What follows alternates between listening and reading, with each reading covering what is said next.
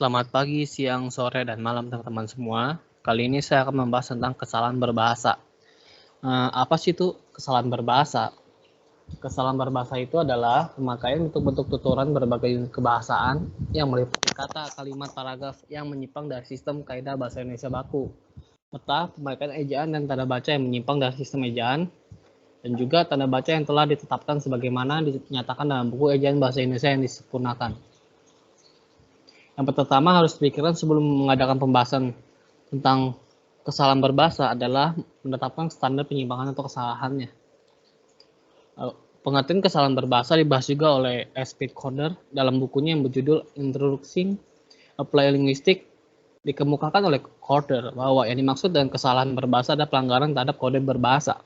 Pelanggaran ini bukan hanya bersifat fisik, melainkan juga merupakan tanda kurangnya sempurnanya pengetahuan dan penguasaan terhadap kode berbahasa. Ada dua faktor umum penyebab kesalahan berbahasa. Yang pertama, faktor performasi atau keterbatasan dalam mengingat sesuatu atau kelupaan menyebabkan kekeliruan dalam melafalkan bunyi bahasa, kata, urutan katanya, tekanan kata, atau kalimatnya. Lalu ada kedua itu faktor kompetensi, keterbatasan dalam belum memahami sistem linguistik bahasa yang digunakannya. Kalau faktor performasi, kekeliruan ini bersifatnya acak. Artinya dapat terjadi pada berbagai tataran linguistik seseorang. Lalu kalau untuk faktor kompetensi, kesalahan ini atau kekeliruan ini biasa terjadi secara konsisten dan sistematis. Kesalahan ini juga dapat berlangsung lama apabila tidak diperbaiki. Ada taksonomi kategori linguistik yang dikemukakan oleh Tarigan 1988. Yang pertama itu ada kesalahan fonologis yang mencakup ucapan bagi bahasa lisan dan ejaan bagi bahasa tulis. Yang kedua ada kesalahan morfologis yang mencakup prefix, infix, suffix, konfiks, simulfiks, dan perulangan kata. Yang ketiga ada kesalahan sintakis atau yang mencakup frasa, klausa, dan kalimat. Yang keempat itu ada kesalahan leksikal atau pilihan katanya.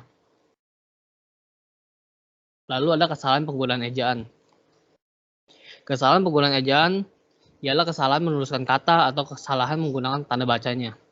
Kesalahan penulisan kata meliputi kesalahan penulisan kata dasar, kata turunan, bentuk ulang, gabungan kata, kata ganti, singkatan dan akronim, penulisan angka, lambang bilangan, pemakaian huruf kapital, dan juga pemakaian huruf miring. Contohnya, Tuhan Yang Maha Kuasa telah memberiku anak, yang seharusnya ditulis Tuhan Maha Kuasanya tanpa spasi. Lalu ada kesalahan penulisan kata. Yang pertama itu ada bentuk penulisan kata sesuai dengan pedoman ejaan bahasa Indonesia yang disempurnakan sebagai berikut. Yang pertama itu ada penulisan gabungan kata, itu terdiri dari 5. Yang pertama itu ada penulisan gabungan kata yang termasuk kata majemuk dan bagian-bagiannya ditulis terpisah.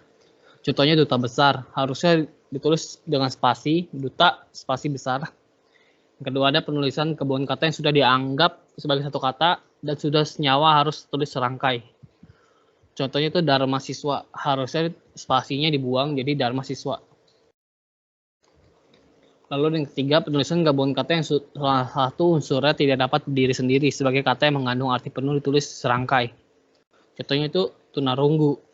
Tunarunggu harusnya tulis satu kata yang serangkai tanpa spasi.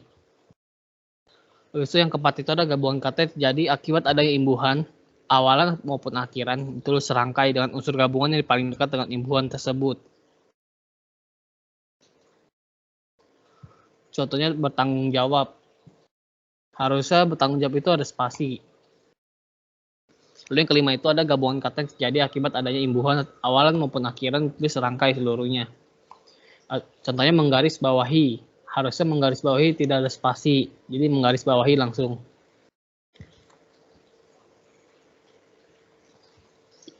Lalu ada taksonomi siasat permukaan.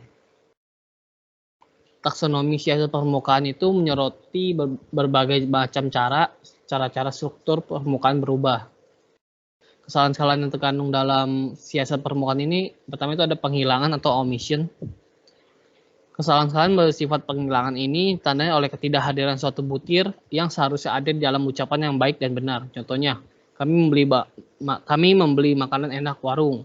Harusnya ditulis sebagai kami membeli makanan enak di warung. Yang kedua ada penambahan atau addition. Kalau ini adalah kebalikannya dari penghilangan, yaitu kesalahan penambahan ini tandanya oleh hadir satu butir atau unsur yang seharusnya tidak muncul dalam ucapan yang baik dan benar. Nah, contohnya itu para mahasiswa. Harusnya tulisnya para mahasiswa atau mahasiswa tanpa para atau mahasiswa tidak diulang. Ketiga itu ada salah formasi atau misformation. Kesalahan misformation ini ditandai oleh pemakaian bentuk struktur yang salah. Kalau dalam kesalahan penghilangan, unsur itu tidak ada dan tidak tersedia sama sekali. Maka dalam kesalahan formasi, ini menyediakan serta memberikan sesuatu, walaupun hal itu tidak benar dan tidak benar sama sekali. Contohnya itu pertandingan bola sedang diawasi oleh wasit. Harusnya ditulis sebagai wasit sedang mengawasi pertandingan bola. Oke, sekian pembahasan saya kali ini. Terima kasih.